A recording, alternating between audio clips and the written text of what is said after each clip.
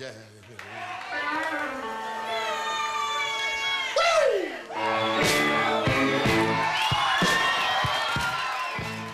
I don't think I've ever seen feet so white. Were those socks or was that your actual feet? Well, you know, I'm originally from Ville Platte, and Ville Platte is white socks all the way. But now, I've been living in Eunice a long time, so now and then I'll go to blue socks. But I find like Ville Platte are basically Evangeline Parish, Port Barre, and Iota, white socks. Or the white rubber boots? Yeah, that was more coastal, but you know, they're starting to really go further north. I've seen the white rubber boots now north of I-10 now and then, so they're starting to come around. It's your preference, Yeah. Now listen, we mentioned Horace before. When you guys got Swamp and Roll going, you really kind of just in the face of everyone else and popular music of the day, I mean, you really did something different. You focused on Cajun swamp pop, Zydeco music when no one else was doing that. Was that kind of a tough decision to make? Not at all, easy decision. It's just the music I'm passionate about. And I like a lot of different things. I got my certain rock and roll songs I like in that too. But Cajun, Zydeco, and swamp pop, to me, those guys are the stars. Those are the guys that play for the love of the music and the culture. Very few can make a living doing it. So I think that's why the music's so sincere. And if somebody were to ask me, hey, Eric Clapton's coming over tonight, how'd you like to come meet him? I'm not interested in that at all. And he's a fine musician and a great guy, I'm sure. But people like Horace and Keith Frank, Wilson, the Pine Leaf Boys, all those are the guys that the stars to me. And the older guys that are no longer with us, like Aldous Roger, Belton, who's still with us, Belton Richard, those guys, they were doing 4 and 5 nights a week and had day jobs. And not like office jobs. They were carpenters and mechanics and delivery men and stuff.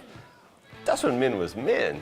And those are the people I really admire. And of Horace, of course, you know, it's probably the top of my list. Gino as well in that too. How rewarding has it been for you to kind of see the music come full circle from that point in time to the current trend now is it's popular. We've got the band Coubillon winning a Grammy. The younger generation now is embracing your music, our music. Well, it's gratifying that the younger people are grabbing onto it.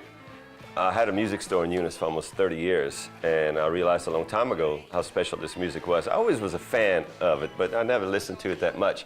Then if you put yourself in a situation where people from all over the world are coming in on their 2 weeks vacation, they're coming in over here to South Louisiana. They're not at the Grand Canyon, although many people are, and they're not at Disney, many people are. They're here for the people and the culture here, the music, the food, and the lifestyle, and this is where they want to live. And many of them end up, when they finish their careers and they retire, they buy homes here and they come and they live here to be immersed in the music. That's one way that you can appreciate it. Another way, which is probably more typical for most people, is if they have to move away. And they move to Chicago or they move, anyway, well, Houston not so much, they move to Atlanta or something and they see, golly, it's not the same people, it's not the same music. Everybody just, they have nothing to hold on to that's theirs. And if they can go somewhere else and see that, then they have a greater appreciation of the music and the culture that we have that's so special here. You're so right. I mean, the Sunhwa Family Man is a perfect example of that. They travel all over the world to great reviews. That's right. And you've got Wayne Toops, and just his heartfelt response at the Grammys. Right, yeah. So it's great to see these guys and gals getting their due. And they have enthusiastic fans. Just not a big percentage of them, you know, in the general population, but the people that are fans of our music and our culture, they are wholeheartedly full into it. In fact, the people out of this area oftentimes more enthusiastic than those here because it's not as common for them, I guess, you know. Now, we're talking about fans, and when we come back, we're going to talk about Swamp and Roll has its own form of almost fans and crazed groupies, not in the sense of groupies, but crazed fans too. We're going to talk about those and some really crazy experiences you've had with Swamp and Roll over the years right after this.